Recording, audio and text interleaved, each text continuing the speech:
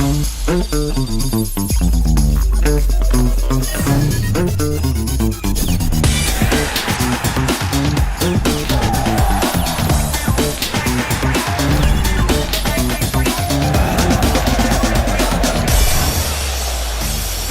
and welcome to Fanzone. It's a Wednesday, which means it's time for the social wall. And today I'm absolutely sure it is going to be filled with questions. I want it flooded today, please, because we have a very special guest in the studio. The one, the only, John O'Shea is here.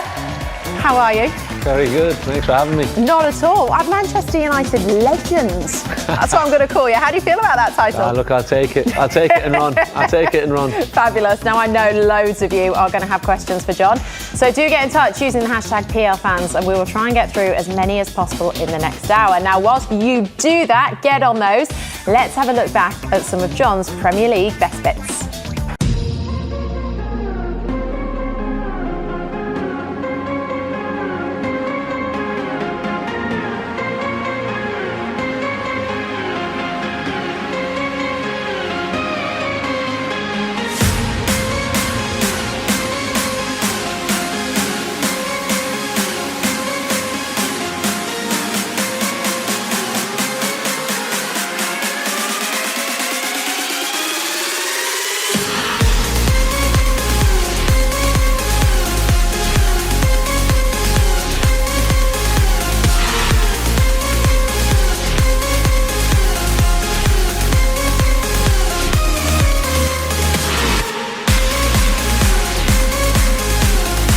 All right, any questions, get in touch. Hashtag PLFans. All the details are on your screen now. John, looking back at that, I think we've got to start with the goalkeeper, because I'm not sure if you're aware, you've got an 100% record as a Manchester United goalkeeper in terms of clean sheets. I know, but unfortunately Edwin didn't give me any bonuses, or the club didn't pass it on. But no, great memories, because look, people forget the scoreline. We were winning 4-0, so there wasn't too much pressure.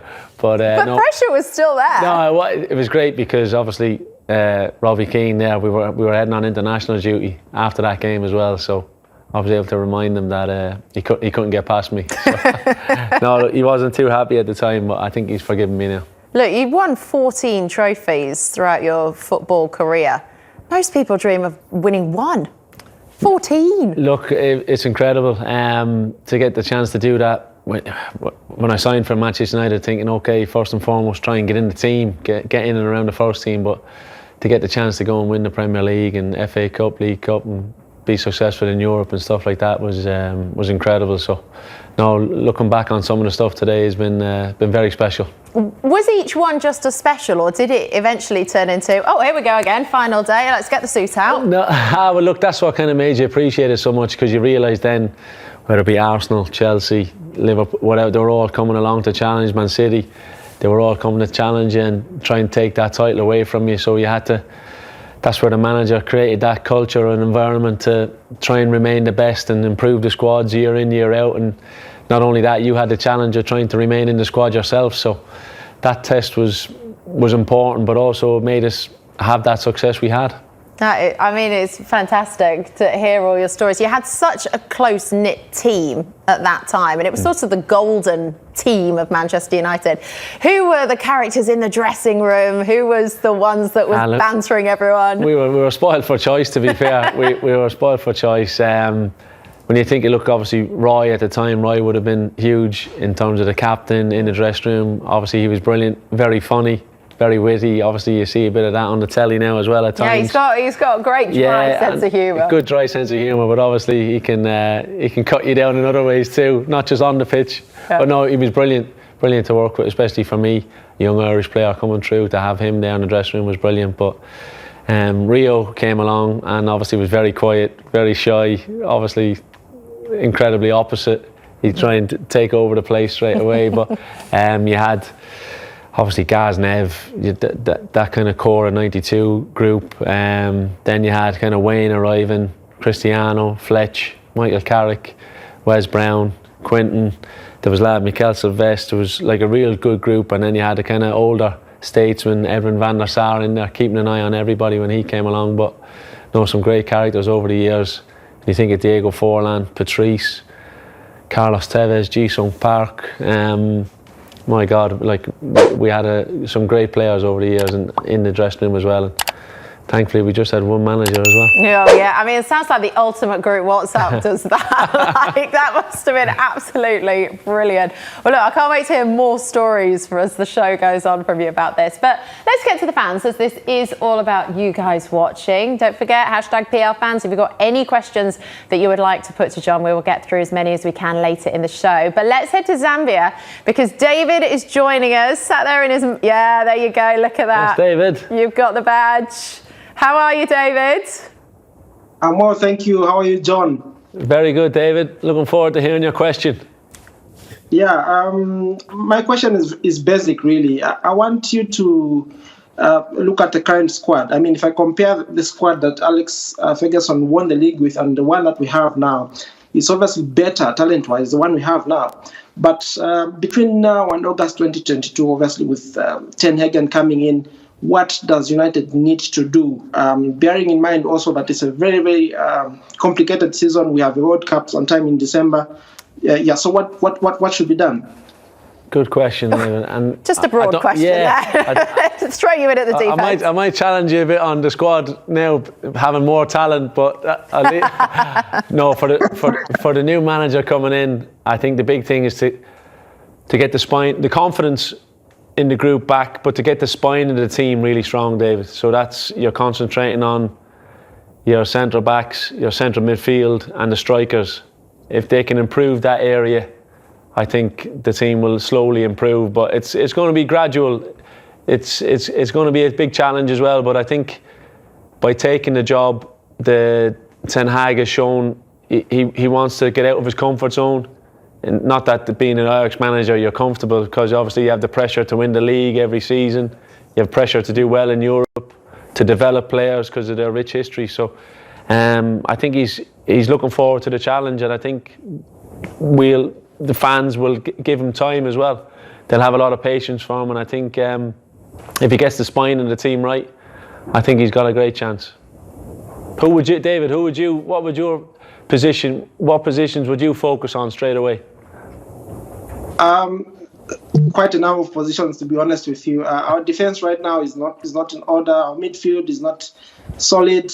Up front, we've got Cristiano, but for me, I would rather concentrate on Rashford and Sancho. They're a great talent. I mean, everyone knows that. Find someone that can supply balls to them. We have a world-class goalkeeper. And just find a way. Our team right now is got talent, but the mix is somehow getting it wrong, somehow.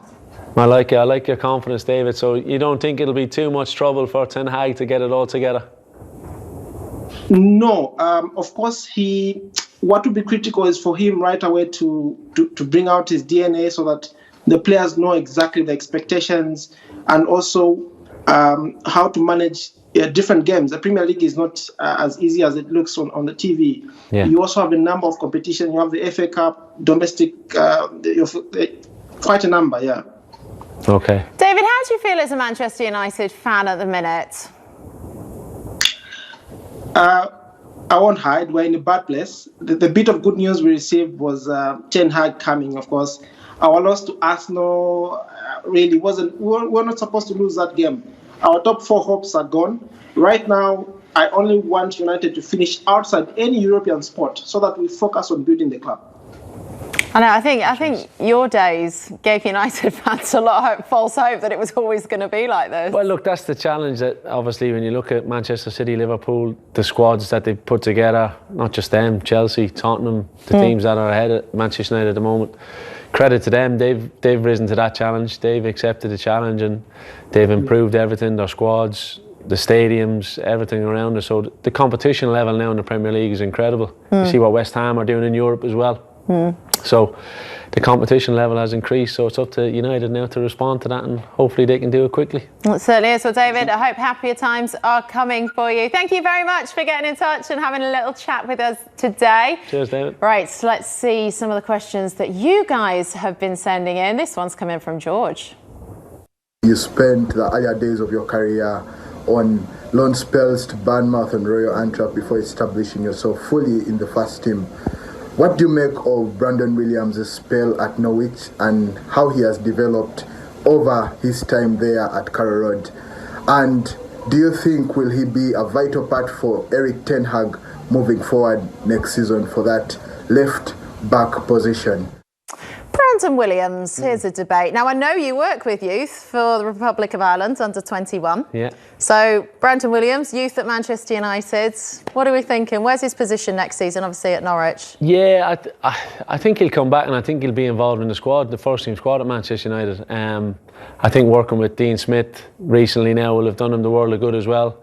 We know, obviously, it's been a tough season for Norwich, but for Brandon, obviously, to make that decision to go out and get some more experience because he felt he wasn't going to play enough, and the club, I'm sure.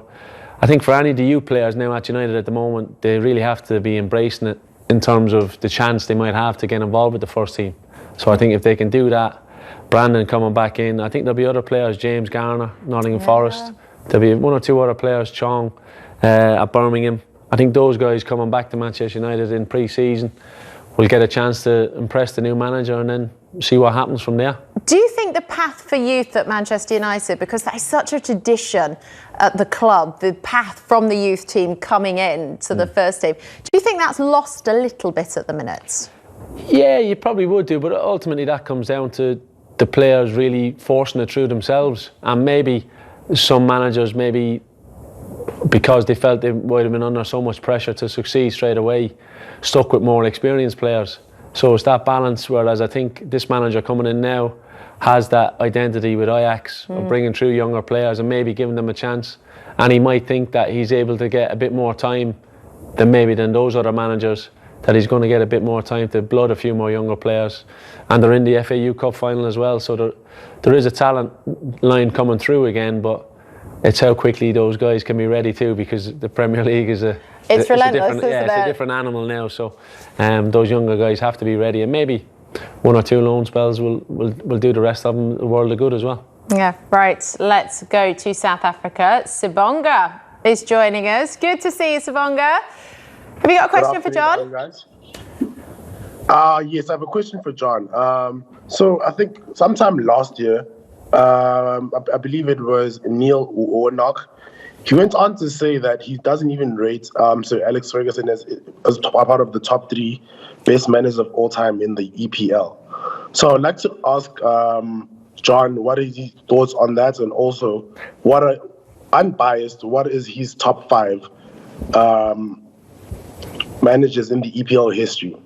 Oh, okay. 2 parts to question. this question. Was Neil Warnock feeling all right the day he said that? I know, yeah, he might have had a long day in the sunshine there, Neil, when he said something like that. But no, look, Neil himself has managed, I think he's over 1,000 games, hasn't he? And so I think he might have been a bit tongue-in-cheek, maybe, what he was saying, or he mightn't have been happy with the glasses of red wine that Sir Alex gave him after games, or vice versa. But no, for me, Sir Alex is definitely number one on that list. But you'd have to say, you probably have to have Arsene Wenger on the list.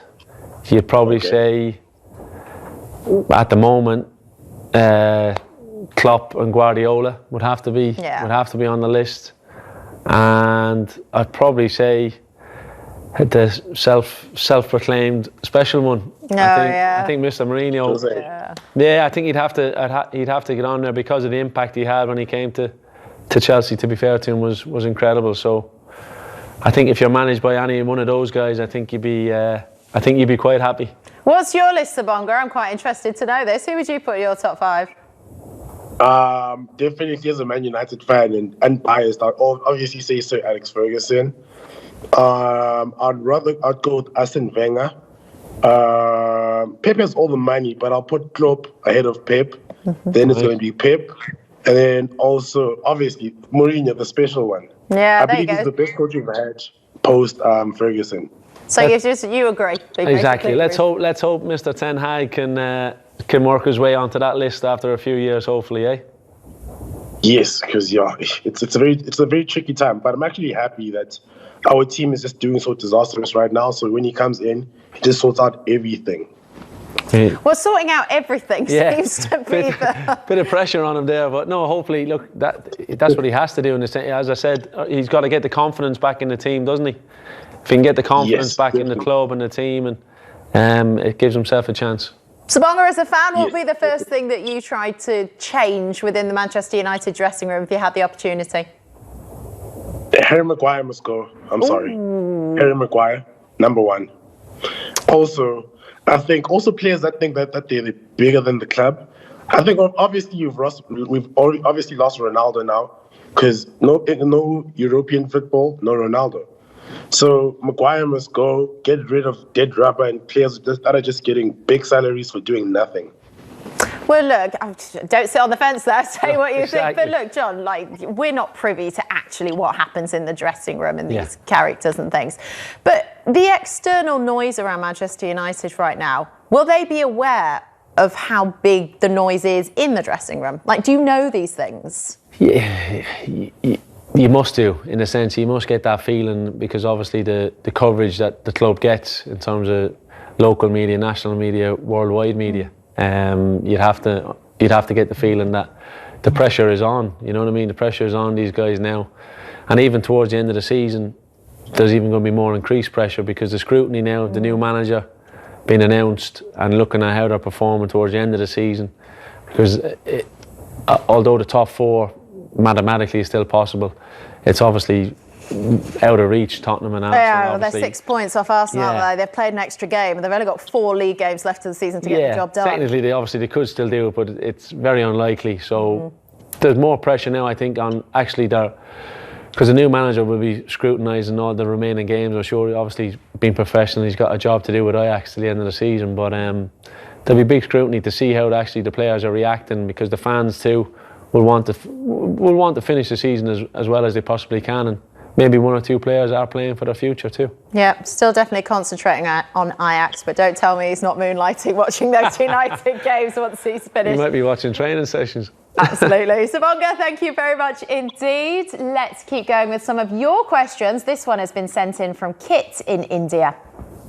I wanted to talk to you about Ronaldo-Rooney partnership because I think that they were the best strike partnership that Premier League has ever seen. They scored so many goals for us, won so many matches for us, and they were the most talented youngsters at that time. And like I said, they were the best that Premier League has ever seen. And I wanted to know that if you feel the same, and do you think that they were the best that Premier League has ever seen?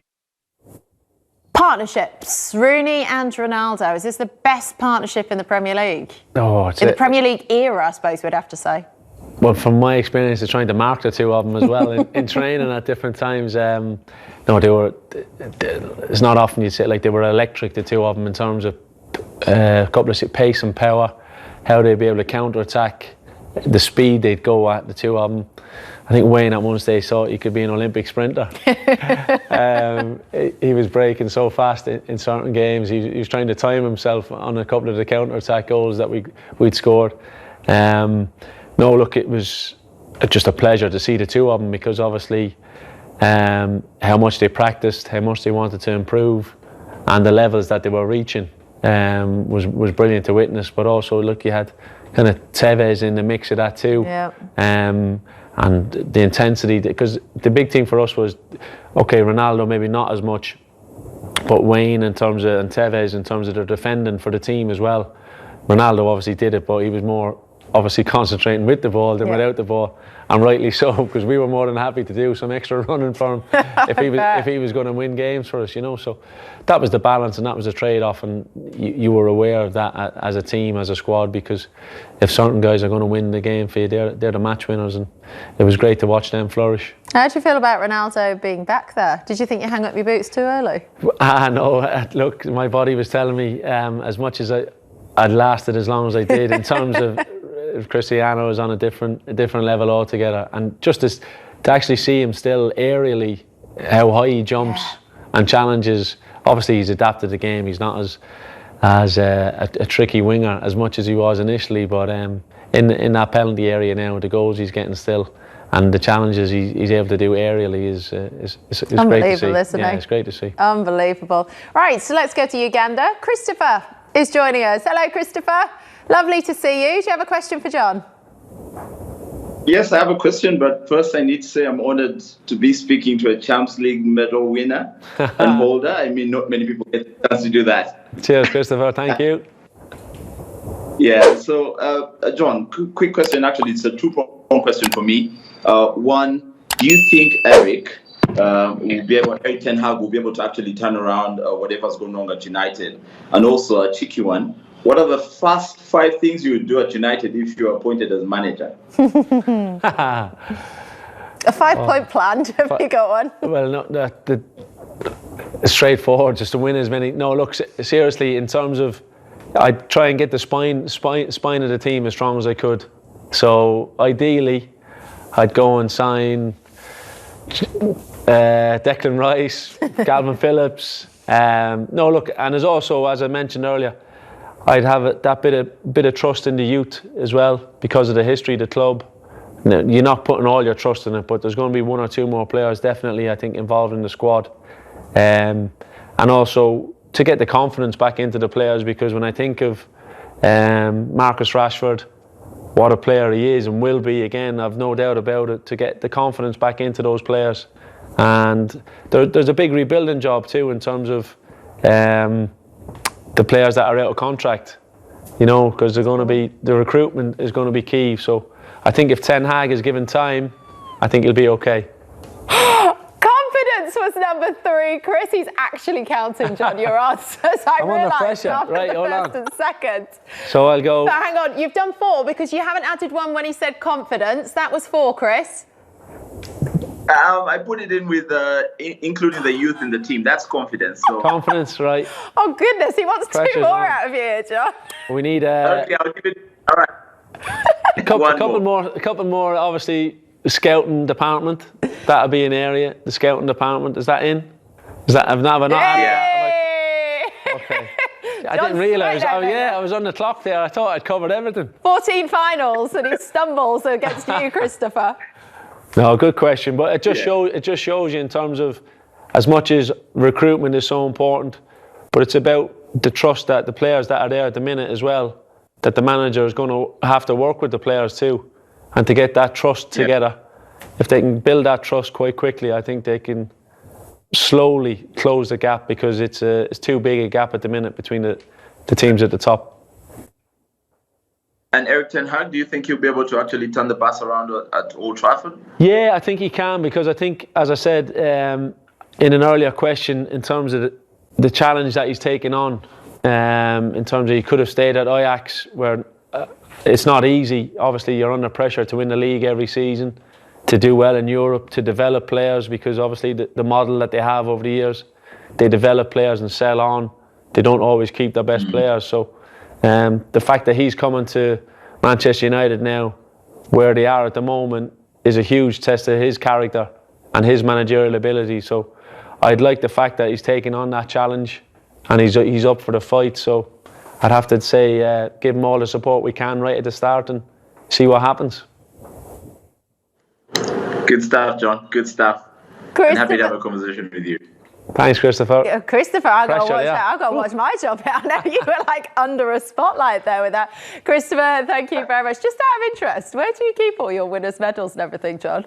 Oh, very boring, because we're getting a bit of work done on the house at the minute. So I'll have. They're in a little, literally cupboard. At the minute, it's nothing too exciting, but. No, I'll have a little nice thing done hopefully when the house is ready. Like a nice little trophy cabinet. Not too flashy now. If you know, it'd be something straightforward but nice and classy. Hopefully. There you go. Something you can be very proud of. Exactly. Indeed. Yeah. Right. We've been asking you for all your tweets, and I'm pleased to say that they are flooding in. So don't panic. We'll be back in part 2, where we're going to get stuck into that social wall, and John will be answering more questions.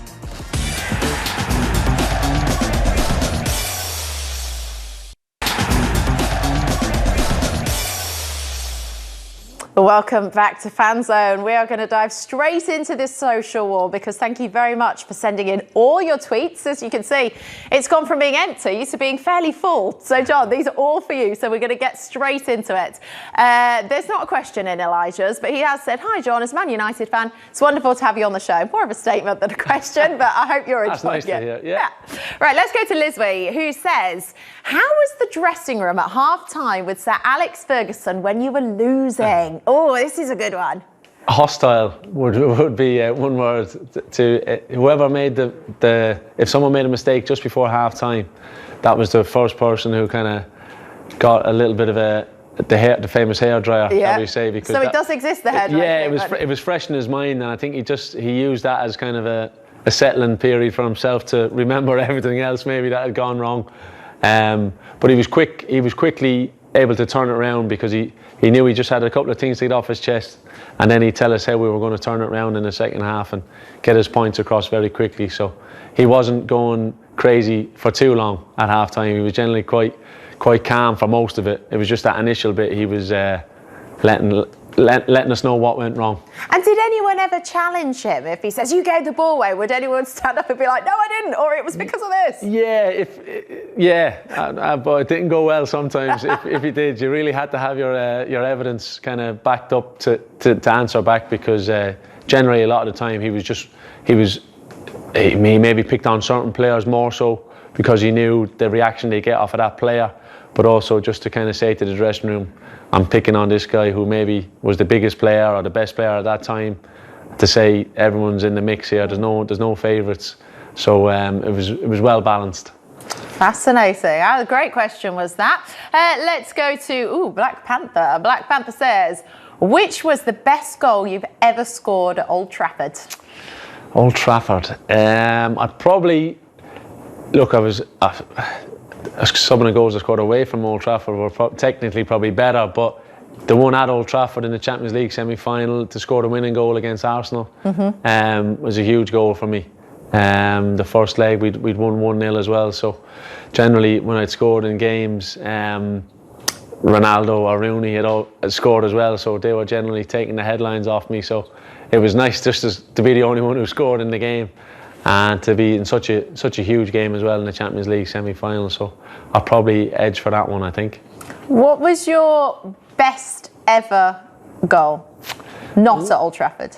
Look, in terms of, I maybe say for the impact I had that season, I'd say the goal against Liverpool, because it was at the Cup. We were down to 10 men. It was late on in the season. So I'd probably say the goal against Liverpool for kind of impact and how it made us go on and win the league, I think. And if by magic. Yeah. And if by magic. I lost a few. Managed to tuck it away nice and get away and celebrate with the team, with the fans as well. Because I knew that was just being in the right spot at the right time. Yeah, I knew Ronaldo was going to try and shoot. You see, in terms of he liked the one to get that bit of movement in front of the keeper. Yeah. I was getting this. What a ground to score that at as well. I think there was maybe 1 or 2 coins coming down. I was going to say, I'm sure that wasn't well received by the home fans, that one. I was getting out of there quickly, getting down towards the United fans. Lovely, right, so let's keep going. The mayor of Calabar, wherever that is. What's the difference between this Man United squad, and the one you played in? Well, at the minute, obviously, it's the position in the table will be That's such a diplomatic answer that I'm very impressed with. No, but there wouldn't be too much in terms of quality, I would like to think, in terms of because how the club have recruited good players and where they finished last season, and then you add in Ronaldo, Varane, Sancho. So there is some good quality in the squad, but I suppose it's maybe how the individual players have been able to respond and to bring the collective together as a group, whereas it's maybe at the minute it's looking like more individuals rather than the team and the squad. And I think that's where at the minute it would be the big difference for me. When the manager was able to make changes, he was still bringing on, whether it be an international player from a different country, but we had, I think at one stage in the squad, we kind of had 7 or 8 captains of their countries over different stages. I had been captain of Ireland, say Dan Fletcher had been captain of Scotland, English captains, French captains. So we had kind of good leaders in the dressing room as well. So I think that could be a bit of a difference too, but I think there is quality in that dressing room, Manchester United dressing room at the moment, without a doubt. All right, let's keep going. Fellaini. I don't think it's the Fellaini. I don't think he's got back in touch. But my question, do you think Manchester United will make it to the Champions League spots? We spoke about this earlier. Yeah, I don't think so. I think they've just left themselves too much to do, especially losing to Arsenal as well. If you have a chance against your rival like that, And they played better in the game too than they had done against Liverpool, obviously, but unfortunately weren't able to take their chances. And it's given Arsenal a good advantage. But I think Tottenham, because if it was maybe one team you were chasing down, you'd say you have a chance even when you add the difference, the points difference is They've got you've lost me now. They're in 6. No, they are 6 points behind Arsenal in 4th, and they've only got 4 league games left. They played a game more. And they have played a game more. So look, I think it's going to be against them, and unfortunately at the minute the performances are not suggesting they're going to finish the season strongly either. So, but hopefully, as we mentioned, the announcement of the new manager coming in will make him realise that they have to finish the season strongly too, because I'm sure he will be watching. Yeah, definitely. Right, let's look at the last tweet on the board. It's a little bit quite strong, is this one, let's just say, from I Am Swerve. What's your advice to the Man United dressing room? Because there seems to be a lot of arrogance. Now, we don't know the truth in this, but that's the perception that fans seem to be going with. Yeah, I know, but look, that's just, it can be and look like that at times in different scenarios, but ultimately when you look at the league table, I think that will knock a lot of arrogance in that sense, if there is that. But I think with the people behind the scenes that are trying to, even the Ralph Rangnick coming in to kind of try and finish the season out as best they can, will be kind of looking at that and focusing on that to make sure that there's pride, personal pride at stake, and the club as well want to finish as high as they can in the table as always. So when you take that into account, I don't think arrogance is needed in dressing rooms if you want to be successful, but it obviously has to be controlled, and in the right environment I think arrogance can flourish, but as I said, it has to be controlled, and you have to be putting in the work behind the scenes to show that arrogance. Yeah, fine line between confidence and arrogance, is there? Just got to make sure it's on the right side of it. Thank you very much for all your tweets. Do keep them coming in. #PRFans. We can jump back to the social wall later. But right now, we're going to switch from the red half of Manchester to the blue half. Always slightly controversial doing this. But John knows a thing or two about Champions League finals and winning those titles. So let's speak to Joe in Zambia, who is a Manchester City fan. It was a good night on the whole for you last night against Real Madrid, Joe. But how are you feeling? Yeah, I'm very happy. The performance was amazing. We really outplayed a giant. That's Real Madrid. We outplayed like that. And I think we're pretty unlucky with 2 goals, especially the penalty. But I still feel we'll go to the Bernabeu and we'll win comfortably as well. Win comfortably. It was 4-3 in the end. I'm not sure how comfortable City fans were by the end of that game, but John, it was an incredible display of football last night. It was like a movie. It was amazing. Yeah, exactly. And I think City, Joe, I don't know whether you'll agree, they will be disappointed in one sense. I know you mentioned they're playing Real Madrid, but for how long they dominated the game and the chances they created, I think they will be a little bit disappointed that they've kept Madrid in the tie, really. And obviously going over to Madrid, yes, you'd still have Man City as favourites because of how they performed, but Real Madrid will have a lot of confidence now as well going into that. Yeah, Joe, do you think they should have killed the game off last night? Yeah, we had like 2 chances. Mahrez should have squared that ball and we could have been 3-0 up. 3-0 up, it was impossible for them to get back in the game. And then Foden also had a chance that he missed. And from there on, it was always a challenge when Benzema scored. But I never felt for a moment that, look, we're going to throw this game away. It wasn't like that. I really think after we went 2-0 up by 2 goals, there's always something that will go against us. Of course, we had Fernandinho at right back against Vinicius Jr. He's not a right back, and he did well. He had an assist, but I really think the second goal, Laporte should have done more. He should have tried to knock Vinicius off his bike a little bit, just scare him a little bit. But for the penalty, that was harsh, John. I don't know what you think about this. If it was Benzema who headed that ball and then it hit Laporte's arm, I would agree that's a penalty. But how do you expect a defender to jump for the ball with his arms behind his back, jumping for a header? Joe, don't get me talking about the hammer balls and defenders and how they jump now, because I think the rules keep changing every season in terms of obviously contact and where the players have their arms, because you need to obviously have your arms up to jump and to get the leverage. So it's a tricky one, but I think you'll just about get through in the second leg. But it's a shame for Man City fans. It should be more comfortable, really. But when you have Karim Benzema playing as he is and the confidence he has, it's Madrid. He seems to have come out of his shadow, hasn't he? Ever Madrid since always had a Ronaldo's chance. left and all those sorts of things.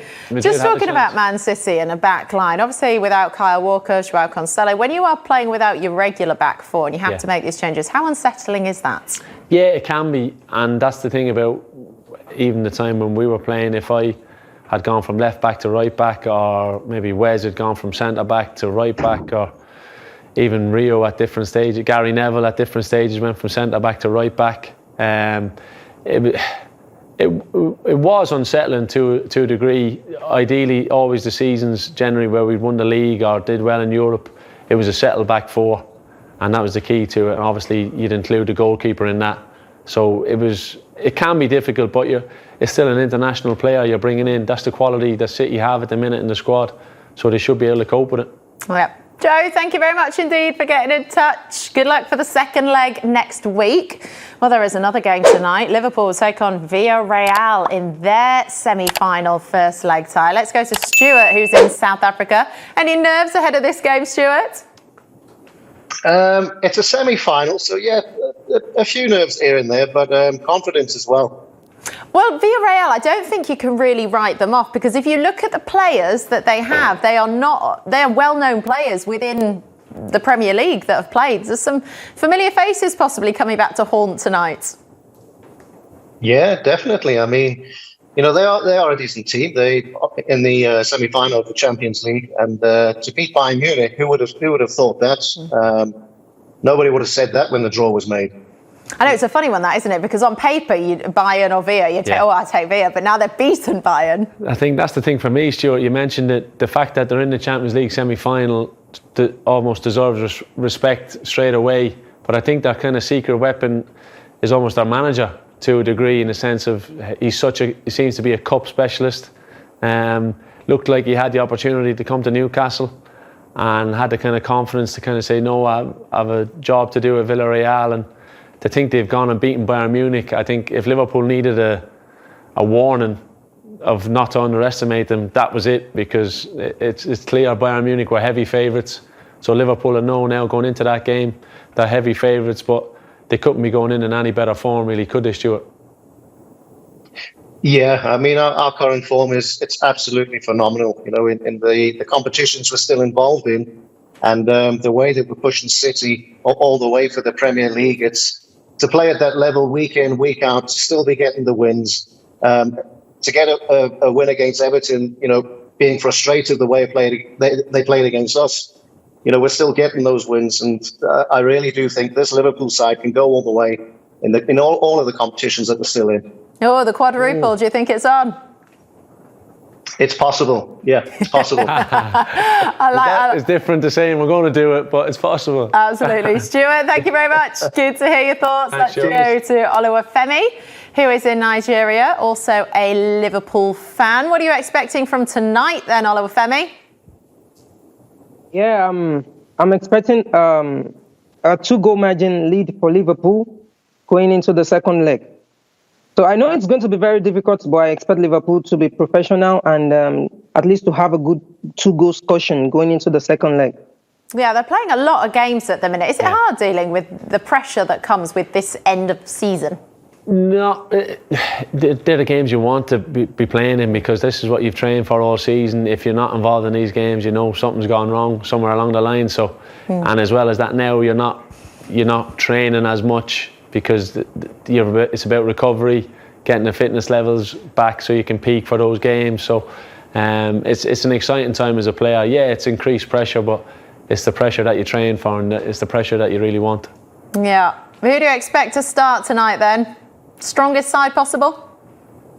Yeah, the strongest possible side. I expect Mohamed Salah, Sadio Mane, and Luis Diaz, and the front three. Then for the midfield, probably Fabinho, Thiago, and maybe Naby Keita. Then the defense, the regular back four for Liverpool. Then Alisson in the goalkeeping position. It's interesting. Would you not have Jota in the front three? You'd have Diaz in ahead of him. I prefer Diaz ahead of Jota because considering their current form, Luis Diaz is in a very, very fine form at the moment. So Diego Jota is a good player anytime, any day, but then he's going to, we still have other games to play. Newcastle is an important game ahead of the weekend. So the best possible side 11 that Liverpool can use right now is those ones I've mentioned. Brilliant. I think it just shows the respect that they're going to show Villarreal as well too, because as we mentioned, beating Bayern Munich is a perfect warning for Liverpool not to underestimate them. Certainly is. So Olufemi, good luck for tonight's game. Enjoy it. All right, thank you. Cheers, Olufemi. All right, take care. Right, so let's see what else you've been tweeting in. Let's go back to our social wall. A couple more questions for you. So here we go, John. Do you think that Maguire should be part of Eric's plans next season? Definitely, yeah, because look, when you think of, it's like Paul Pogba gets mentioned, Harry gets mentioned. Like, it's a team. It's not just an individual sport, and there's kind of individuals just getting kind of tagged on for certain things. But when you think of Harry's performances, why Manchester United signed him, why Manchester United wanted to bring him to the club, how he's performed in big tournaments, pressurised tournaments for England. So Harry knows, at different stages he has underperformed. He said that recently in an interview. But it's about bouncing back and showing the qualities that he has.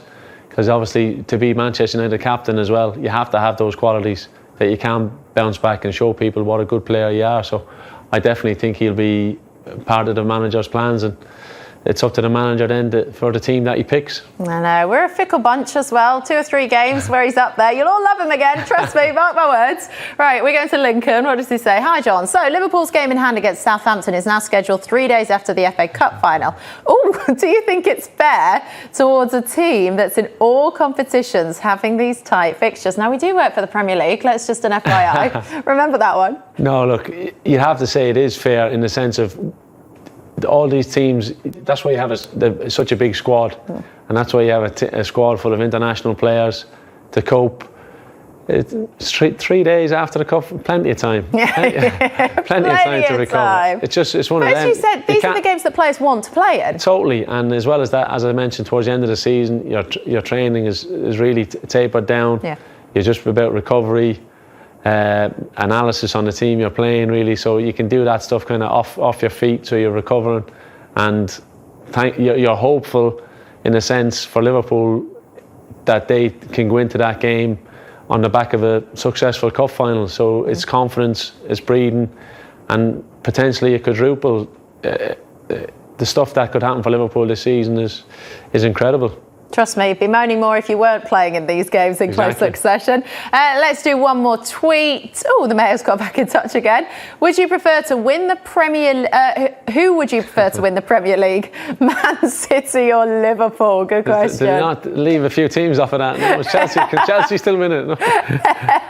No. Could you pick an allegiance? Not even an allegiance. No, look, it's preference. It's one of those. You'd probably say.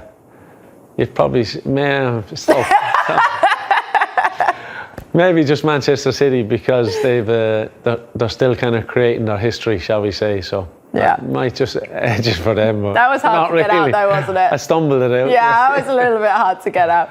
Right, thank you very much for all your tweets on that social wall. That brings us to the end of part 2. But coming up in our final part, John will be transforming into our assistant referee as we play Offside Opinions. See you in a sec.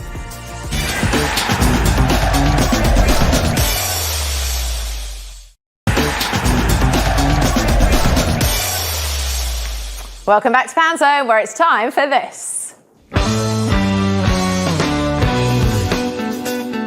All right, here we go. It's time for Offside Opinion. Now, this is where we ask you for your most outlandish takes on all things Premier League. John is going to be our assistant referee. Is this a new in your career? Could be the future. Yeah. Could be the future. Premier League assistant referees, watch out. Here we go. Now, if he's on board with your opinion and he deems it onside, the flag will stay down and you will hear this. Oh, can you believe it? If not, and your opinion is offside, he'll raise his flag. Four. I thought we were going to get sound effects there. And you'll hear this. The flag is up and it doesn't count.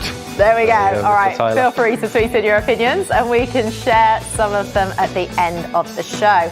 But right now, we are going to start with Anoush, who is in Nepal. Hello, Anoush. There you are. Right, tell us, what's your offside opinion? Actually, Timo Werner is getting a lot of criticism, but I think he has a very good season in comparison to many big stars like Jadon Sancho. I can pick of Manchester United. Ooh, Timo Werner had a better And I have season. some explanation. Well, hang on. Let's just get the opinion first. Timo Werner, better season than Jadon Sancho. Is that onside or offside? Oh. Just onside. Just onside? Just onside, because I just think that Mini fist bumps. Yeah, just in terms of he got so much stick maybe initially with not scoring, missing chances, but he's just kind of got his head down and worked his way back into the starting team at Chelsea and stuck at it and showed a great desire and attitude, and a bit like Sancho in the sense of he's been a slow burner, started the season quite slow, took a while to settle in, but is now showing some real glimpses of some exciting form, so hopefully that'll continue to show. Right, Anoush, I feel you're bursting to tell us your points. Do tell us, go on. Yeah, I mean to say Timo Werner just works hard, as he said, and Jadon Sancho had a very big price tag and Timo Werner didn't. So the expectation and everything, I think Timo Werner had just best season than Jadon Sancho and many other. I don't think Timo was too cheap. I don't think he was too cheap. It's just 50 million euro. And Jadon Sancho is at 80 to 90 something. Well, Anoush, John agrees with you. There you go. Well done. Enjoy your day. We are going to move on because we're going to go to the USA where Boris is waiting to talk to us. Boris, good to see you. What's your offside opinion? Hey guys, my offside opinion is that with a lot of senior figures looking to leave Chelsea this summer, I actually think it'll be better for Chelsea in the long run, as it will give a lot of the younger players an opportunity to step into leadership roles, and for Tuchel to finally start to build his squad rather than a squad built by a bunch of previous managers. Okay, good for the Chelsea veterans to leave, onside or offside? Ooh, I'll be onside. You'll be onside with that? Onside with that, Boris, yeah. Because I think Chelsea, they've won maybe, I don't know, of the last FA Cup finals. They've had incredible success, and obviously I know it was a different time when Lampard took over because of the transfer embargo, but they got through into the team, Reece James, Mount, etc. So they do have a production line there of good quality youth players. So I think it can be a chance, but I think if the manager has a situation, I think he would have been like, for example, Rudiger. It's not confirmed yet, but it looks like he's going to be going. I think he's definitely leaving. We don't know where he's going. So I think Tuchel would love to be keeping him, but unfortunately, what's happening at the club at the minute, he can't. So it's a tough one, but I think you're just onside. Well done, Boris. Thank you very much for your offside opinion. Right, let's go to a Tottenham fan, Mahmood. Good to see you. What's your offside opinion? As a Tottenham fan, I think if Antonio Conte stays at Spurs next season, he's actually going to win the Premier League with 100 points. Hold on. And it doesn't count. No, Tottenham in the league. He's good. He's a good manager, but I don't know if he's that good. Let's see. I think he'll improve wherever Tottenham finish this season. I think he will improve them again. But I think also Mahmood, he looks to improve his squad all the time.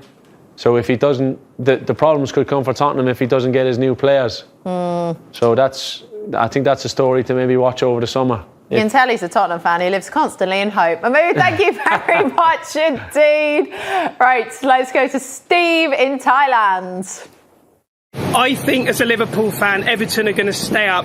They're going to beat Chelsea this weekend. They're going to then go on and beat Watford, and they'll get a last game of the season draw against Arsenal, and that'll be enough to keep them in the Premier League. Interesting from a Liverpool fan there, but Everton to stay in the Premier League. I think they will. I think so. That's why he's just onside, but I don't think they'll beat Chelsea. Yeah. That's the one thing, and I think it's the 3 home games that they have then. I think they're the games, not the one against Chelsea. I think it's the games after that, because I think Chelsea away from home at the minute as well have been very good. So I think that it's going to be a bit more suffering for the Everton fans for the moment. But I think I think they'll just have enough. I think Burnley have momentum with them at the minute. Yeah, Burnley seems to be in a renaissance. Huge momentum, but I think they've got a few more challenges to face yet. Yeah, a few more nervy times yet. Well, thank you very much for your offside opinion. I'm going to go back to the social wall. I'm going to make you awkwardly hold the flag till the end of the show, John, as well. So just so you get comfortable with that. There we go. Right, where are we going on this social wall? Let's go to Lizwie. Who would you say are your top 3 players of the season this season? It's a good question. Yeah, very good question. I could change it depending on who wins the league, who has the success as such.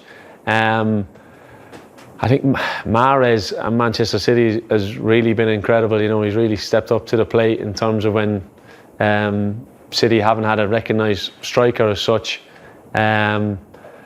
Look, Salah, as always, he can never has to be in the mix because of his goal scoring exploits. De Bruyne, Van Dijk. I think out of those 4, I'd probably kind of edge it to those players. But to be fair, look, as a younger player, Phil Foden has been electric for Man City too. You know, he's a special talent. So.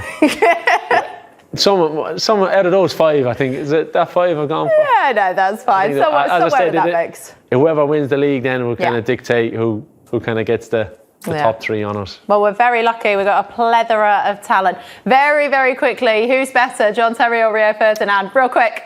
Look, Rio. Yeah? They're both amazing players, but I just have to edge it for Rio. Yeah, there you go. John, thank you very much. I hope you enjoyed your first Fanzone experience. I did, yeah. I'll get rid of the flag now. No, I was very good. No, Fabulous. Thanks for looking after me. Well, thank you very much for getting in touch with all your questions, your tweets. And don't forget, Champions League football is back tonight. Liverpool take on Villarreal. And then, we're looking forward to the return of the Premier League at the weekend. Until then, we'll see you next time on Fanzone. Have a good one.